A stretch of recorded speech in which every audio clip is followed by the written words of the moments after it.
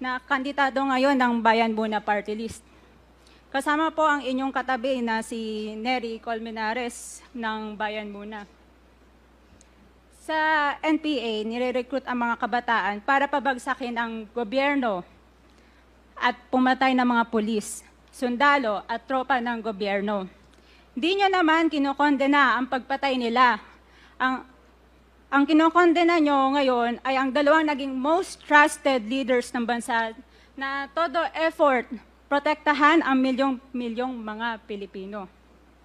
In support sa advocacy sa Pangulong Duterte, ang Duterte Youth Party List ngayon, Kongreso, ito, ang kaisa-isang nagpapanukala ng pagbalik ng death penalty para sa mga rapist, kidnappers, durugista at terorista.